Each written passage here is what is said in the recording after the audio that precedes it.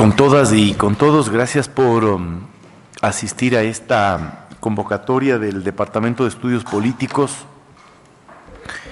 y del doctorado en Ciencia Política.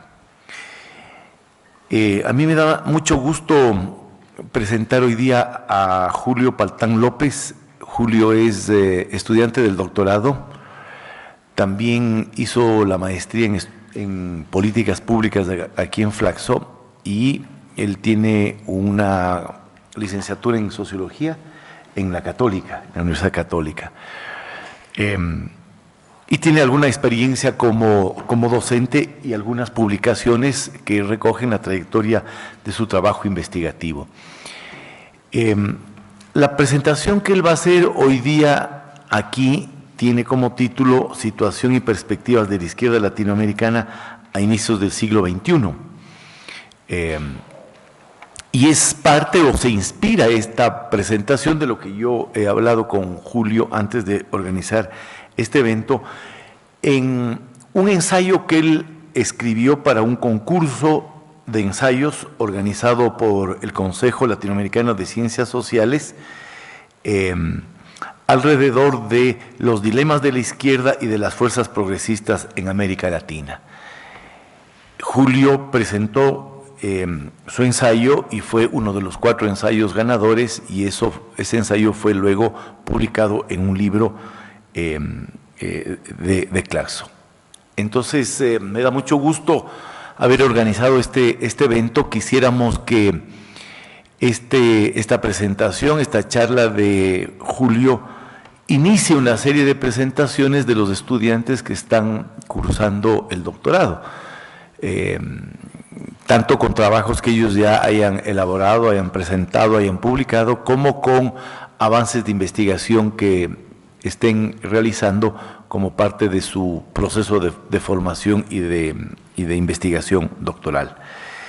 Eso vamos a tener entonces la presentación de Julio. Le agradezco mucho que haya aceptado la invitación del departamento, y una vez concluida su presentación vamos a abrir el foro para recibir comentarios, preguntas, observaciones a lo que él nos va a presentar hoy día. Así es que gracias por estar aquí, y sin más le doy la palabra a Julio. Bueno, muchas gracias, buenos días con todos. Gracias Felipe, gracias a Flaxo, gracias por el interés en el tema.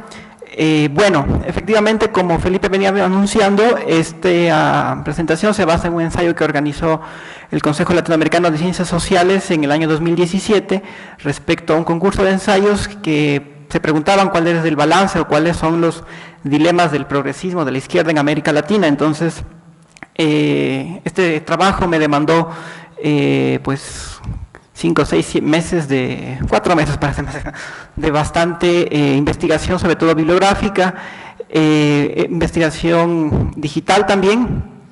Buena parte de la información bibliográfica que investigué para este ensayo son estudios sobre casos muy concretos de la izquierda. Son autores que han trabajado información de primer nivel. Entonces yo lo que hago es una suerte como de síntesis, un poco para hablar metodológicamente. No es que yo hago la investigación, sobre eso se ha escrito muchísimo. Entonces lo que yo he hecho es recoger esos muchísimos textos, muchísimos autores que sobre la izquierda han escrito en el continente. Yo quise darle una perspectiva histórica a lo que ha sido el fenómeno político de la izquierda, o esta corriente ideológica. Y en ese sentido, esta aproximación histórica lo que buscó es mirar cuáles han sido los diversos momentos. Uso mucho la palabra, o pienso mucho esto de los momentos, porque son etapas. Cuando uno analiza la historia de la izquierda, uno puede darse cuenta fácilmente que constituyen etapas, desde que triunfa la Revolución Rusa en 1917 hasta la elección de los gobiernos llamados del giro a la izquierda, Chávez, Correa, Lula, en fin, que son los más recientes. Uno puede ver etapas, puede ver una suerte como de sedimentación, como hacen los arqueólogos, que hay etapas. Eso significa 2 cosas. Una cosa, que hay elementos que una nueva corriente de izquierda adopta de otras, pero hay elementos o hay corrientes históricas que simplemente quedaron congeladas en el momento, fueron su momento específico y quedaron ahí, digamos, ¿no? Eso, dos, tres. Bueno, este ensayo es este ensayo ya se hizo libro, la verdad. Antes de comenzar el doctorado y en la medida de las posibilidades, yo lo que he hecho es ampliar más esta información, porque de aquí va a salir un libro. Va a salir un libro, un ensayo como tal, pues sabemos que es un ensayo, hay un límite de páginas, hay una pregunta muy concreta. Entonces lo que he hecho yo es un trabajo más ambicioso en cuanto a hacer un balance histórico del siglo XX, lo que vamos del XXI, de la corriente conocida como la izquierda, o de las izquierdas. Entonces, bueno, esto espero publicarlo dentro de poco. El libro está bastante avanzado. Y bueno, es una invitación para que podamos profundizar la reflexión en torno a esto. El ensayo está disponible en Claxo Biblioteca. Ustedes pueden poner mi nombre y se pueden descargar el ensayo, ¿no? Bueno, y el libro, como digo, es mucho más sistemático, más profundo, ahonda más algunos elementos que en el ensayo no puedo profundizar por temas de tiempo. Y me aventuro, me introduzco en desarrollar y analizar y problematizar más las vertientes estas históricas antiguas, sobre todo del siglo XX, ¿no?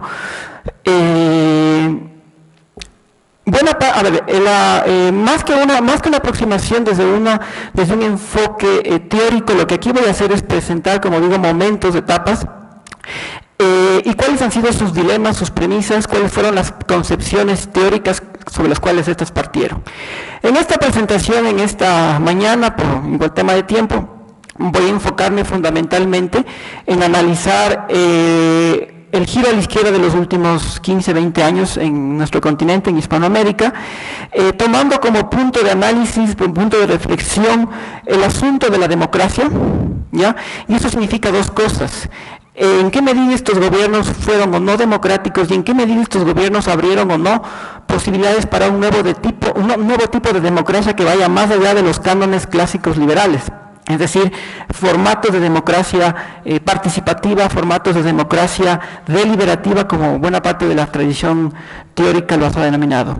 Y las otras dos vertientes que las voy a mirar a estos gobiernos de izquierda ha sido contrastarlas bajo un padipendence o un institucionalismo histórico con los nexos comunicantes que estos gobiernos tuvieron, sobre todo en Bolivia, Venezuela y Ecuador, con el clásico momento conocido como el nacionalpopulismo. El nacionalpopulismo que pues sobre el cual se ha escrito mucho, se ha problematizado bastante en nuestro continente.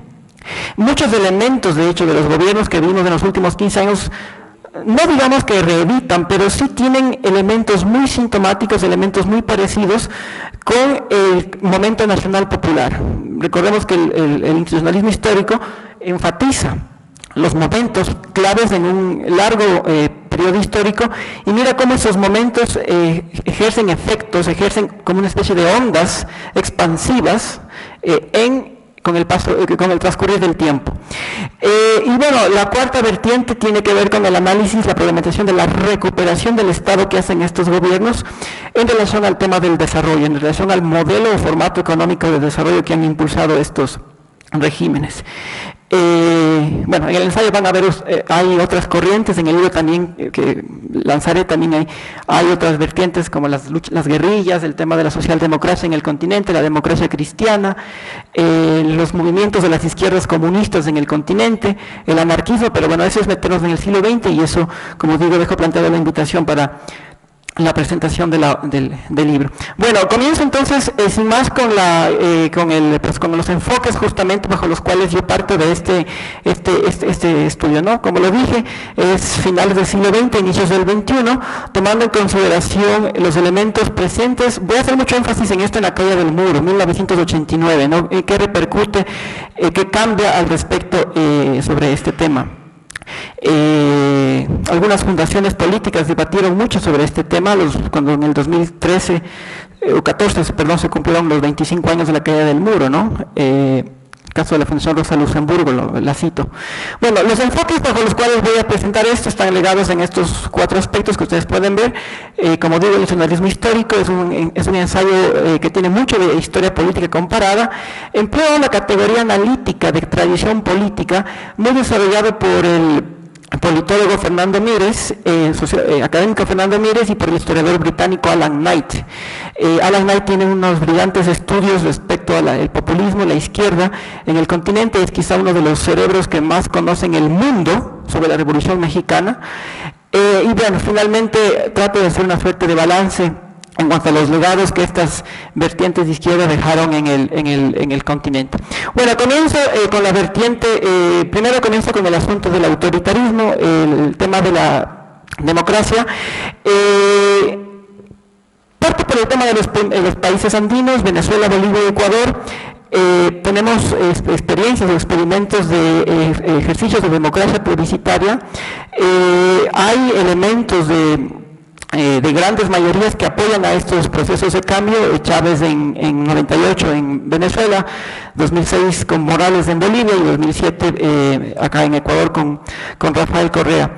En buena medida, transcurrido ya los 10-15 años, muchos de estos regímenes recurrieron en una especie de mesianismo. Yo no uso la categoría populista, pero recurrieron en una suerte de mesianismo que acudió a una polarización social.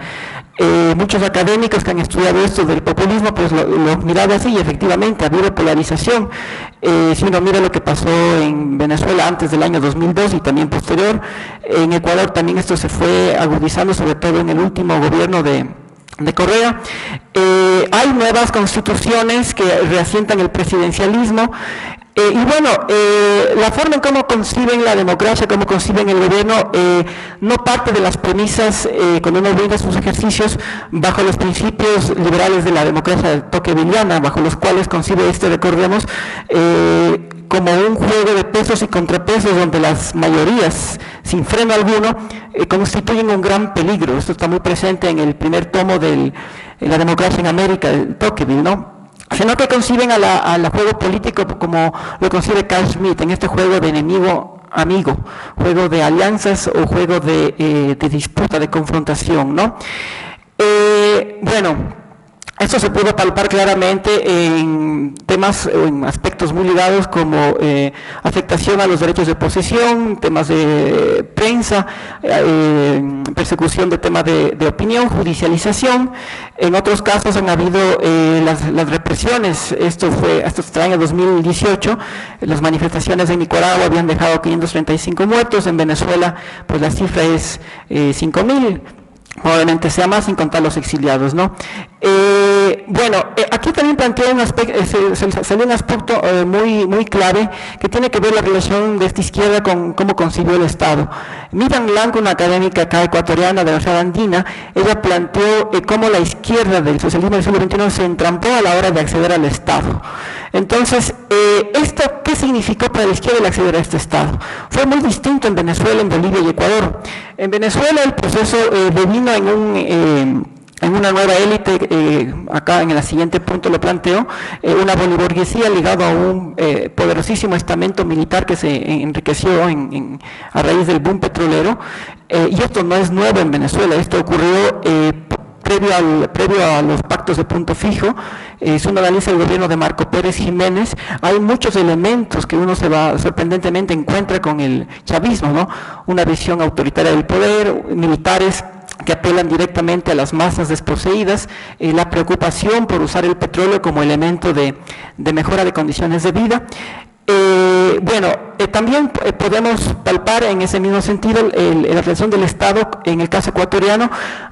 Esta es mi tesis doctoral, de hecho, en qué medida hubo una recomposición o no de las capacidades técnicas del Estado, es decir, lo que se conoce como la autonomía y el fortalecimiento de las capacidades administrativas del Estado. ¿Hubo o no hubo? Eso es lo que estoy investigando en el doctorado. ¿En qué medida se generaron una nueva élite pues de expertos, de burócratas que se alejaron de la base social, y eso en buena medida condicionó, sobre todo en los últimos 3 años, el debilitamiento de Alianza País y del proceso liderado por el expresidente Correa acá en Ecuador, ¿no? Y bueno, y en el caso de Bolivia, sobre eso están los estudios de Pablo Stefanoni, se pueden palpar una suerte de pactos de alianzas corporativas con poderosas organizaciones campesinas, sindicatos cocaleros y nuevos grupos económicos ascendentes como mineros cooperativistas, el transporte o el comercio informal. Entonces, son las alianzas de clase que en el marco de la recuperación del Estado que hacen estos tres procesos políticos establecen, ¿no? Es la forma en cómo recuperan de una u otra manera, bueno, no sé si cabe la palabra recuperar el Estado para el caso venezolano, pero al menos para el caso ecuatoriano y boliviano sí. ¿Por qué digo que no cabe para el caso Venezuela? Porque en Venezuela nunca hubo una preocupación por la reestructuración del Estado, sino que se sustituyó por mecanismos ad hoc de implementación de políticas conocidos como las misiones, ¿no? Margarita López Maya, Edgardo Lander, académicos venezolanos han problematizado mucho esto, ¿no? Bueno, sí, en el caso argentino igual, digamos, con el ascenso del kirchnerismo, igual hay nuevos grupos económicos, nuevas élites, sobre todo ligado a la construcción que se posicionan, ¿no? Recordemos que durante estos 10, 15 años América Latina tiene altos niveles goza de buenos ingresos económicos, fruto de las exportaciones, fruto del aumento de precios de los commodities, y bueno, eso marca un boom en varios sentidos, y un boom que favorece a muchos élites o grupos económicos nuevos o viejos. El caso de la construcción es clarísimo en Argentina. En el caso de Brasil es interesante, pues, todos los escándalos, o sea, bueno, más allá de los escándalos de corrupción que generó Odebrecht, si nos problematizamos, lo que se esconde detrás de ello es un proyecto político que en su momento escondió el PT para expandir las multinacionales brasileras en construcción, en petróleo, hacia el África y hacia el Pacífico. O sea, ha sido un viejo sueño de la diplomacia de Itamaraty, la expansión de las grandes empresas brasileñas hacia lo que es los países, hacia la parte andina de nuestro continente. Entonces eso explica el maridaje muy estrecho entre Lula, la élite del PT y constructoras como Camargo Correa, Odebrecht, el BNDES, el poderosísimo Banco de Desarrollo de Brasil. Entonces hay una red en la política brasileña que está ligada a la expansión de estas empresas por el continente, y eso explica por qué la diplomacia brasileña se jugó por que Odebrecht, digamos, expanda su área de influencia, ¿no? Esa es la lectura, digamos, que se hace, yendo más allá, digamos, de una mirada estrictamente punitiva, una mirada estrictamente jurídica, como se ha dado el caso de Odebrecht. O sea, que hay una intencionalidad política, hay una intencionalidad, hay una perspectiva de expansión del capitalismo brasileño en la diplomacia del PT, ¿no? Y en esto fue muy, muy enfático Lula da Silva, ¿no? Bueno, son gobiernos también en el tema del autoritarismo que se confrontan con los movimientos sociales. En el caso de Bolivia esto se ve con los movimientos no afines al MAS, al movimiento al socialismo, y en el caso pues ecuatoriano tenemos la experiencia de Yas Unidos, desde Lulún Coto. En esto ha habido mucha polémica y se ha hecho bastante publicidad, ¿no? Y tenemos muy presente en nuestra memoria lo que ha pasado acá en Ecuador al respecto. Bueno, aquí una buena pregunta que se hace o que viene para sintetizar la relación entre este autoritarismo de Estado que emprendan estos, sobre todo en los procesos de Bolivia, de Ecuador y de Venezuela, es la transformación del Estado o desde la sociedad. Es una premisa es una premisa, una paradoja muy fuerte en la izquierda, que creo que no se lo resolvió o no se lo pensó cuando estos tres gobiernos elaboraron los proyectos constitucionales. ¿El Estado como amo o como siervo de la sociedad? ¿Es posible cambiar el Estado? O sea, esa es la gran pregunta, y esto también, esta interrogante nos remite incluso a las reflexiones clásicas que en su momento tuvo Lenin respecto al rol que debería tener el movimiento obrero a la hora de toparse con el Estado, con la burocracia, ¿no?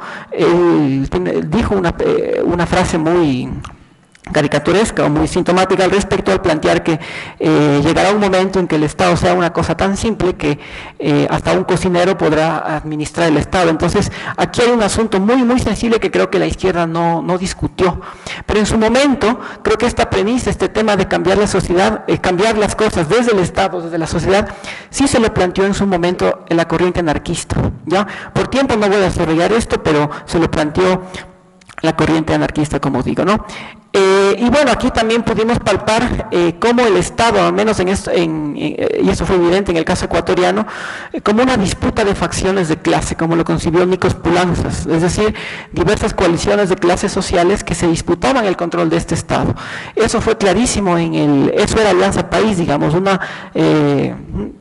un casi partido, porque es difícil llamarlo partido, en el cual convergían diversas corrientes regionalistas, grupos políticos de la SUAY, estaban articulados movimientos populares, estaban articulados nuevas élites económicas de la provincia de la costa, Guayas y Manabí en este caso, y intelectuales y tecnócratas de izquierda que eran más como la facción quiteña. Entonces, bueno, esto lo desarrollo más en la tesis que estoy haciendo acá, mirar cómo estas facciones en realidad disputaron el Estado durante la década correísta, tratando de impulsar sus proyectos, ¿no? Unos con el anhelo de crear un Estado que esté con capacidades fortalecidas para servir mejor a la sociedad, un Estado que aumente sus capacidades de regulación, de control, de acuerdo al credo neo-keynesiano que se impulsó sobre todo desde el centro de pensamiento del gobierno de Correa, que fue la Secretaría de Planificación en su momento.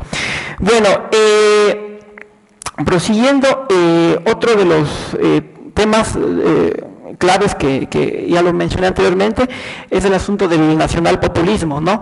Esto del nacionalpopulismo y la relación con las izquierdas ha sido, digamos, un gran debate, ha sido un gran tema sobre el cual se ha vertido mucha tinta y mucho análisis, pero poco análisis paradójicamente ha tratado de comparar estos momentos históricos, el ascenso nacional popular de los años 40, 50, a lo que vimos con el socialismo del siglo XXI. Aquí, como pueden ver ustedes al inicio en la presentación, diferencia los procesos en cómo accede la izquierda al poder. En los países andinos, Bolivia, Venezuela y Ecuador, el ascenso de estos gobiernos se produce tras el derrumbe de las viejas élites del viejo establishment partidario, el descrédito de las políticas neoliberales, el afecto a las condiciones de vida, el Caracazo en Venezuela en el año 89, la crisis bancaria en el año 99 en Ecuador y la guerra del agua, la guerra del gas en Bolivia, ¿no?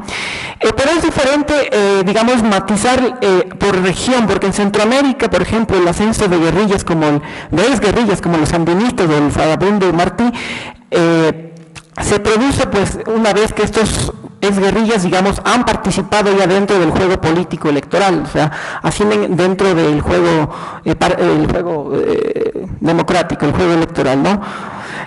Aceptan la poliarquía, ¿no? Bueno, el ascenso, en cambio, en lo que tiene que ver con Chile, con el Partido Socialista, el PT en Brasil y el Frente Amplio Uruguayo, mal pudiéramos asociarlo con las crisis de partidos políticos como los que se produjeron en los países andinos, porque más bien el ascenso de estos partidos refleja un acumulado de fuerzas, una participación política de largas décadas atrás. El Partido Socialista chileno no aparece con Lagos, no aparece con Bachelet. El Partido Socialista chileno, si uno hace una arqueología de sus orígenes, lo remonta a la República, a la República Socialista en 1934, en la fundación, cuando aparece este partido, a la huelga de las costureras en el año 34, o sea, ahí emerge el Partido Socialista chileno con una historia muy larga. Tuvo la experiencia de la Unidad Popular con Allende, entonces no es fruto de un derrumbe crítico, sino que es fruto de un acumulado de experiencias de reconversiones ideológicas. La dictadura pinochetista hace que el Partido Socialista, en cierto modo, abandone el marxismo y se acerque más hacia una tercera vía, ¿no? Como lo planteaba Giddens, ¿no? La tercera vía.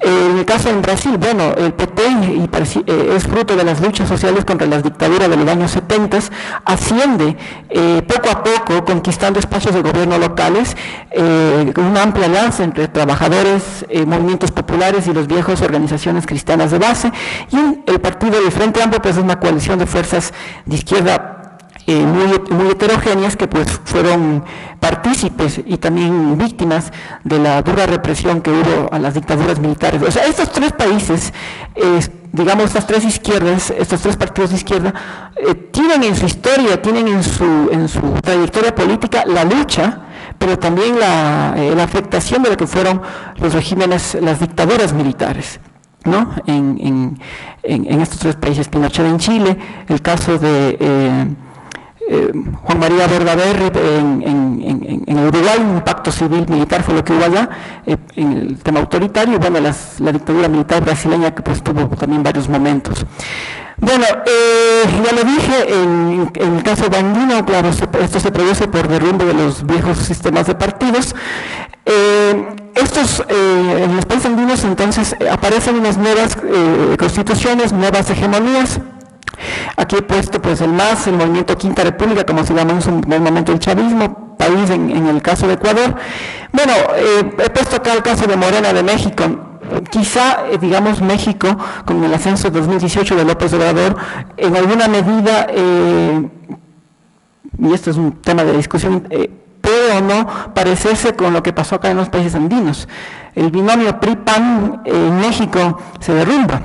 Tiene una votación históricamente muy baja, y esto se explica con el ascenso de esta fuerza llamada Morena. Entonces hay un descrédito del viejo establishment político en México, muy similar al que se vio acá, ¿no? Caracterizado por un ascenso de movilizaciones sociales muy marcadas en el último sexenio. Y bueno, el caso del kirchnerismo en alguna medida se parece a los procesos de los países andinos por el descrédito a la vieja élite política, la crítica situación económica del corralito durante la época del gobierno de la Rúa, y lo que se produce ahí es el ascenso del matrimonio Kirchner, pero dentro del mismo, del viejo peronismo. Entonces es un caso peculiar en ese sentido, porque no es un derrumbe del viejo sistema, pero sí es una crítica a las viejas élites políticas. Entonces, los Kirchner emergen como élites, ellos vienen de una provincia, o sea, y son la facción opuesta al menemismo. Entonces, es un caso muy peculiar el caso argentino. Bueno, los legados históricos, las conexiones históricas, los paddy-pennies que he podido plasmar pues en estos procesos de los que he hablado, en el caso argentino es evidente sus nexos, sus comunicaciones con el peronismo, movilización de masas, confrontación de pueblos contra élite, inversión pública muy fuerte, un rol del Estado protagónico en la economía, introducción de nuevos empresarios, de nuevas élites económicas que hacen su fortuna en el seno de estos gobiernos. En el caso de Ecuador he visto muchos parecidos con el proceso velasquista, ¿no? La confrontación pueblo-élites, una manera personalista de gestionar lo público, gabinetes que se componen de varias alianzas de facciones políticas. Sobre esto, bueno, hay muchos estudios. Carlos de la Torre ha profundizado mucho sobre esto, el velasquismo, sobre todo el segundo, incluyó en su momento socialistas, conservadores y liberales. Entonces, en el correísmo también uno podía ver desde el Opus Dei hasta facciones del Partido Socialista Ecuatoriano y del Partido Comunista Ecuatoriano inclusive, ¿no? Lucho Torral, por ejemplo, había alguna gente que estaba ahí apoyando a Correa, que venía de esta vieja izquierda, ¿no? Bueno, acá he puesto una comparación en relación con en qué medida la izquierda tradicionalmente, esto es importante hacerlo porque, a ver, la izquierda que representan los gobiernos estos que he analizado, en alguna medida, y esto se fue clarísimo en Ecuador, no responden a la vieja izquierda ecuatoriana. O sea, Correa no viene del Partido Socialista Ecuatoriano, no viene de Pachacutic, no viene del Partido Comunista, no viene de Izquierda Democrática, o no viene del Frente Amplio, que han sido los partidos históricos de la izquierda en el Ecuador. Correa viene de afuera, gana el apoyo de estos partidos después, o de algunas facciones de estos viejos partidos.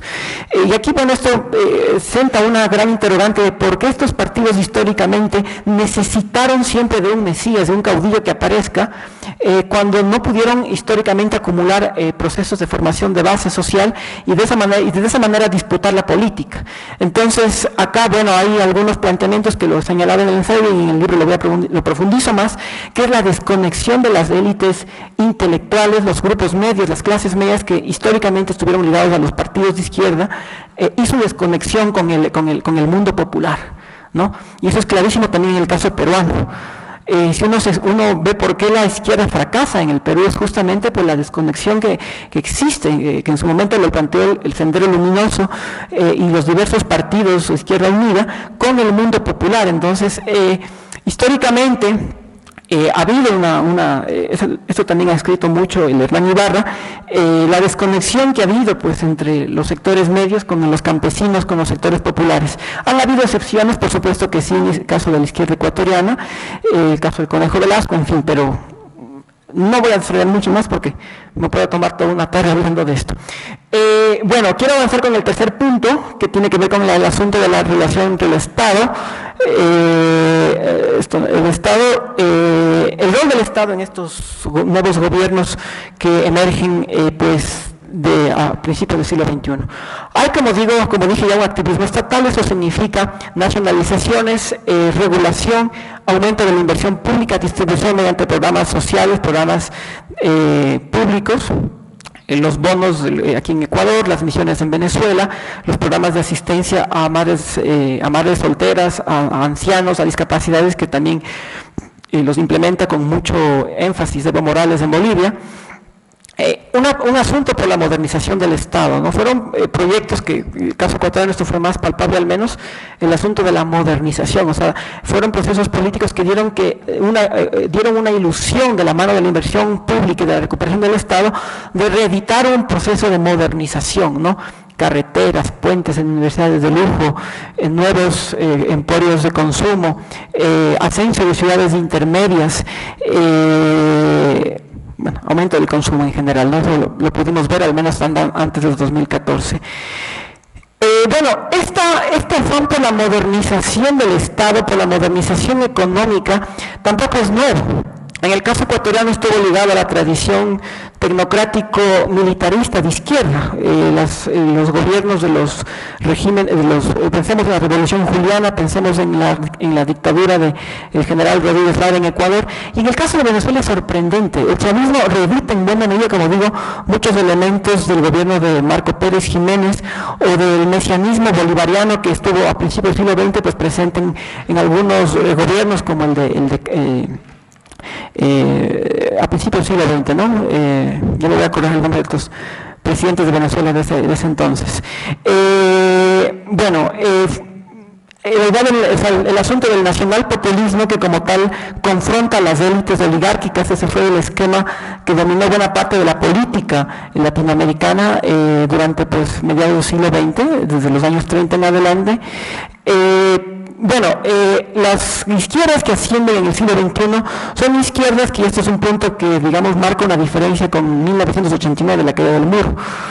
Cae el muro y las izquierdas ya no proponen en sí el socialismo como su agenda de lucha, sino simplemente mejorar las condiciones de vida, luchar contra la pobreza.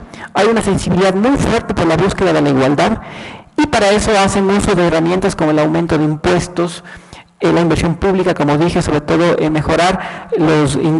bajar la pobreza mediante políticas que van hacia mejorar los ingresos de las poblaciones más afectadas. Entonces no hay a diferencia del año 89, no hay ese paradigma de la búsqueda como en sí del socialismo que tenía muy presente la izquierda hasta ese entonces. Aquí hemos visto cómo es planteado como dos antípodas de cómo entender el cambio social, la emancipación. La izquierda en sus banderas de lucha siempre planteó el tema de la emancipación. ¿Pero cómo? ¿Bajo qué pautas? ¿El Estado como motor de cambio? ¿O el Estado también como un monstruo de dominación burocrática, ¿no? Entonces, una de las corrientes de izquierda que, digamos, cuestionó mucho al Estado fueron los zapatistas en México, ¿no? Ellos desde México, desde Chiapas, han hecho esta impugnación al sistema, ¿no? Y la vertiente, digamos, opuesta, enemiga, ha sido en buena medida esta de lo que llamamos el desarrollismo y el nacionalpopulismo, que por el contrario sostiene la defensa del Estado, sostiene la importancia que debe tener. Y esto se pudo ver de manera muy clara en la disputa entre Rafael Correa y el movimiento ecologista. Una transformación sin minería, respetando el medio ambiente, o una transformación con minería, nacionalizada, en donde el Estado juega un rol muy clave. Eso fue, digamos, lo que estaba detrás de esta disputa muy fuerte de Correa con el movimiento ecologista. Bueno, hablé ya del asunto yo he preguntado como corrupción imperial, esto de las empresas multinacionales brasileñas, que es una tipología de corrupción muy distinta a lo que he llamado una corrupción neopatrimonial que se pudo ver, o que se puede ver ya actualmente en Venezuela con Maduro, en Nicaragua con Ortega, y en el segundo gobierno, sobre todo de matrimonio Kirchner, ¿no? Los escándalos estos de corrupción de las constructoras ligados a Cristina Fernández, ¿no? Bueno, en el caso ecuatoriano, y esto me conecta con el tema del Estado, la modernización tecnoburocrática del Estado coexiste, y esto algunos autores que trabajan en Estado como Peter Evans lo contemplan, con áreas, con espacios, con parcelas que son en buena medida espacios de corrupción neopatrimonial. Pensemos por ejemplo el proyecto Yachay, con el caso de corrupción de los pativideos, por ejemplo, o el caso de corrupción que le imputa actualmente al ex secretario de Comunicación Fernando Alvarado. En el caso venezolano se planteó mucho esto del poder popular hasta el año 2012, y desde que fallece Chávez, aquí se hizo un conversatorio en Flaxo sobre este tema la semana anterior, en 2012 en adelante el poder político en Venezuela ya no reposaba tanto en la organización popular, en estos consejos comunales, en la movilización constante que interpeló el chavismo, ¿no? Sino cada vez más en un estamento militar, cada vez más fortalecido por los aparatos de inteligencia cubanos y rusos, ¿no? Y en alianza estrecha con una economía oscura, ¿no? Y aquí está claramente, digamos, por qué Colombia está inmiscuyéndose en la actual crisis venezolana, ¿no? Porque pues hay denuncias de presencia del ELN explotando oro ilegalmente en condiciones infrahumanas en el arco minero del Orinoco. Y ahí también están grupos de narcotráfico. Entonces, el caso venezolano, ya más que una corrupción patrimonial o un estado predatorio, como lo llama la literatura, cada vez más puede parecerse ya a un estado tribal, ultra depredatorio. El Savannah Economist la comparó, vaticinó que Venezuela podría convertirse en el África subsahariana, le comparó a Maduro con Mugabe, con estos dictadores africanos en los cuales desaparece el Estado y lo que hay es una estructura económica de depredación patrimonial, ¿no? Bueno, en el caso de Venezuela, pues sí hubo una crítica dura al mercado, en tanto que en el resto de países, sobre todo esto fue muy claro en Chile y con el Partido Socialista y en Brasil, no hubo crítica al mercado. O sea, el ascenso de la izquierda no supuso una impugnación al capitalismo ni al mercado. ¿Ya? Como dije, el proceso chileno se ha parecido mucho a la tercera vía, y este es un punto que han remarcado los estudios, las publicaciones de Levinsky y Roberts, Kenneth Roberts y Edward Levinsky. Ellos han comparado cómo la izquierda, y esto dio pie a muchas confusiones hace 10-15 años, hablaba de la izquierda vegetariana y la izquierda carnívora. Lo que había en realidad era, mientras en los países andinos la izquierda sí se planteó, si bien no el socialismo, pero darle mayor protagonismo al Estado en la economía, con la excepción de Venezuela, que ahí sí se cuestionó el capitalismo y se pensaron otras economías. En el caso, en cambio, de los países del área sur, de los países del cono sur, Chile, Brasil y Uruguay, no hubo un cuestionamiento al mercado ni al capital. Simplemente hubo una mayor sensibilidad para aumentar la inversión pública, pero manteniendo la ortodoxia macroeconómica, ¿no? Esos son puntos que enfatizan mucho Roberts y Levinsky, ¿no? En el caso nicaragüense, pues igual hubo una etapa de crecimiento económico, de alianza de clases de Ortega con la vieja élite liberal, con el viejo partido, con los viejos partidos de derecha. Eso explica por qué Arnoldo Alemán, digamos, al año de cumplir su condena, sale de la cárcel. Entonces la justicia, Ortega coopta la justicia y pacta con el viejo establishment económico, y eso explica, digamos, el por qué el empresariado nicaragüense apoyó el gobierno, ya no sandinista, voy a hablar orteguista, porque los viejos dirigentes del sandinismo, casi todos están prácticamente en la oposición y radical a Ortega, ¿no? Bueno, todo esto acompañado con una fuerte inversión de China como actor económico, como prestamista y como fuente de destino de mercado. Y finalmente quiero hablar en torno a lo que tiene que ver con las nuevas formas de democracia que estos gobiernos, bueno, acá está lo de la disputa del biocentrismo, ¿no? El asunto de los modelos económicos. Esto se puede ver clarísimo en el debate entre Correa versus el movimiento ecologista. El caso de Yasuní es evidente, ¿no? Lo que Correa insultaba a los movimientos ecologistas, denominándolos como ecologistas infantiles. Entonces, en el fondo había una disputa de dos proyectos, de dos maneras de concebir la economía, como decía antes, ¿no? Con la naturaleza, respetando la naturaleza, y por eso salió este término del buen vivir, versus esta idea neodesarrollista del Estado, con apoyo del capital chino, que impulsaba la minería a gran escala como método de cambio, de modelo económico. Bueno, aquí finalmente en esta última diapositiva quiero detenerme en el asunto de la democracia participativa, que estuvo planteado como como un punto en la agenda propia de los gobiernos de izquierda aquí en América Latina a principios del siglo XXI. Y esto se pudo ver en las nuevas constituciones, en Venezuela, en Ecuador y en Bolivia. Sobre esto, bueno, se ha dicho que fueron o han sido formatos no liberales de democracia, democracias que van más allá de este tema, más allá de los cánones tradicionales de la democracia. Sobre esto, bueno, hay mucha literatura que ha trabajado, sobre todo Franklin Ramírez, Avelina Dagnino también ha trabajado mucho sobre esto, Leonardo Abritzer, para el caso brasileño. Bueno, pero hubo ya desde que estos gobiernos estaban en pleno apogeo o ascenso, ya se empezó a denotar la confrontación entre dos modelos políticos, un modelo que por un lado propugnaba la creación de espacios de democracia participativa, sea en lo local o en lo nacional, versus el liderazgo populista o caudillista de los presidentes que habían sido elegidos, ¿no? Entonces se empezó a ver ya las confrontaciones, por ejemplo, entre el modo ad hoc de decisión de Chávez con los consejos comunales de Venezuela. Se empezó a ver ya los conflictos, por ejemplo, de los consejos sectoriales, las veedurías ciudadanas aquí en Ecuador con el gobierno de Correa. Hubieron avances, sobre todo a nivel subnacional, en lo que tiene que ver con estos mecanismos de democracia participativa. Ahora sepan ustedes, por ejemplo, que esto es en cierta medida un avance, ¿no? Ningún municipio y prefectura del país, de aquí del Ecuador, puede implementar un presupuesto si es que este no ha sido validado por una asamblea y ha pasado por un proceso participativo. Entonces, eso son cosas que hay que también resaltar, ¿no? Que son interesantes, que han ocurrido aquí. Y está en la legislación, en el COTAD, en la Ley de Participación Ciudadana, por ejemplo. En el caso boliviano, esto adquirió más un tinte de carácter corporativo por la alianza con actores tradicionalmente mineros, cooperativistas, que han sido parte del proceso de Evo Morales, ¿no? Del MAS. Proceso que, dicho sea de paso, reeditó mucho del viejo esquema de la Revolución del 52 en Bolivia, ¿no? Cuando uno analiza la historia sobre la Revolución Boliviana del año 52, esta se fundamentó en una alianza intelectual obrero-campesina, con una fuerte presencia de facciones trotskistas, ¿no?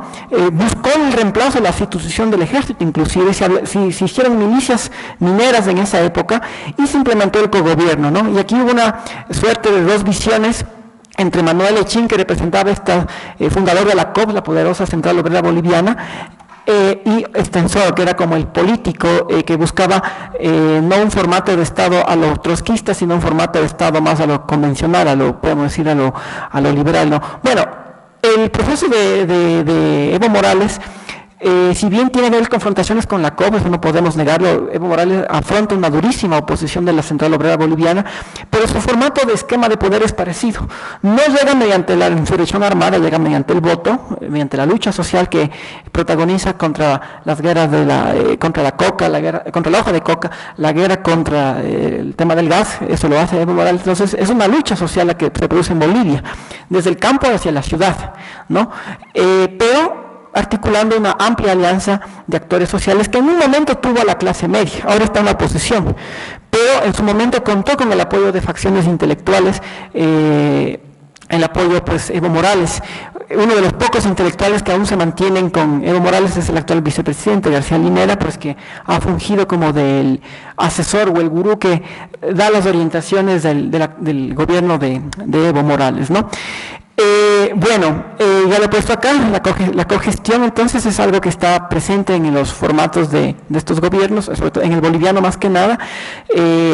Esto se pudo ver también a nivel subnacional. Los departamentos en Bolivia se crean nuevas instancias de participación, bueno, ya existían desde el año 94, pero Evo lo que hace es amplificar más la participación de indígenas en la toma de decisiones, se democratiza sobre todo en la esfera subnacional, y se crean como una especie de áreas o territorios especiales indígenas que son asumidas por ellos como espacios de gobierno propio, ¿no? Ellos hablan los pueblos originarios campesinos, ¿no? Entonces, la forma en cómo regresa o cómo se da la democracia participativa en Bolivia es bajo este esquema de cogestión y de cogobierno, ¿no? Para ir cerrando. Para el caso ecuatoriano se da más que nada a nivel subnacional para la implementación de presupuestos, y eso está muy regulado técnicamente, ¿no? Sillas vacías, cabildos, y en el caso venezolano, pues sobre todo en la época de Chávez, esto dio amplitud a un amplísimo proceso de movilización en las famosas consejos comunales, que según las investigaciones, ¿no?, que se han hecho, ya pues cerrando, que se han hecho, ha sido el proceso o el país que más contingentes de población ha movilizado históricamente en lo que tiene que ver con crear formatos de democracia participativa. No ha habido según la literatura que he consultado, ningún proceso en el año hasta el 2004, 2005, que estaban en su apogeo estos espacios locales que hace Chávez, movilizaron a la mayor cantidad de población en la historia no solo de Venezuela, sino de lo que se tiene registro a nivel universal. Bueno, este tema de la democracia participativa tampoco es tan nuevo en el continente porque se remonta, he visto paragones históricos con las juntas de abastecimiento y con los cordones industriales que fueron espacios de autogestión y poder local que establecieron los sindicatos y las milicias del MIR en el año 70-72 en Chile, cuando estaba el gobierno de Allende, como una forma de de fortalecimiento del régimen y de confrontación contra lo que ya se venía a venir, que fue el golpe. Entonces, se ha parado poca atención sobre esto, y esto tiene un ensayo muy lindo. Raumaro Marini tiene un estudio muy interesante un libro de los años 70 se publica justamente sobre esto. Marini recopiló mucho de la documentación de la Unidad Popular en Chile, y ahí se puede ver muchos estos experimentos, estos procesos en los cuales los vecinos, los trabajadores asumían espacios de gestión en sus propias áreas, ¿no? El gran debate en ese entonces era si eso debía manejarse bajo el apoyo de Allende o bajo un esquema leninista ortodoxo, ¿no? La democracia participativa como tal, pues ha estado presente en la agenda de las izquierdas, sobre todo cuando esta ha manejado los gobiernos subnacionales, el caso de Porto Alegre, el presupuesto participativo, el caso de Montevideo durante la presidencia, la intendencia en Uruguay, perdón, del que está actualmente de presidente, que es el Tabaré Vázquez exactamente. Estos espacios tuvieron su apogeo, tuvieron su ascenso y su caída. El caso de los consejos comunales en Venezuela, ya lo he explicado. Estos después se generaron en la discrecionalidad y en la propia ejecución, y después incluso en la corrupción. Entonces, sobre el caso de los consejos comunales también hay literatura que ha estudiado esto, ¿no? Y bueno, en el caso ecuatoriano también esto de la democracia participativa se vio en todo este tema del quinto poder, ¿no? Y en esto aquí el profesor Franklin Ramírez es un experto, todo este tema de crear mecanismos de veeduría, de control social transversales que articulen o que conciban los mecanismos tradicionales de control entre los poderes del Estado pero que incluyan mecanismos de participación en el control de las cuentas públicas. Eso está lo que está detrás del famoso quinto poder del Estado, ¿no? Pero esto coexiste con una descorporativización muy fuerte que emprende Correa del Estado ecuatoriano. Descorporativización que tiene que ver con esta mirada técnica que él tiene de recuperar las capacidades del Estado, y por eso contó con un apoyo de intelectuales y tecnócratas, pero que significó el alejamiento, o que golpeó sobre todo a dos tipos de actores sociales, desde los banqueros y los empresarios que estaban, por ejemplo, articulados en el consejo, en los consejos de comercio exterior, en el caso de aquí del Ecuador, pero también golpeó, por ejemplo, a organizaciones populares como la UNE, golpeó a la CONAIE y golpeó a muchos movimientos populares. Entonces, eso explica por qué paradójicamente muchos movimientos sociales terminaron muchas veces, no digamos coqueteando, pero teniendo acercamientos con actores de derecha. Bueno, con eso he querido brevemente hacer una presentación de lo que ha sido este ensayo, y pues bueno, invitar a que sigamos reflexionando, discutiendo sobre este tema, y pues estar atentos a la publicación que sacaré sobre este tema. Como digo, el ensayo fue una suerte como de pinchazo, de provocación, y una vez que tuve el pinchazo yo me dediqué a profundizar esto más y lo he sintetizado en un libro.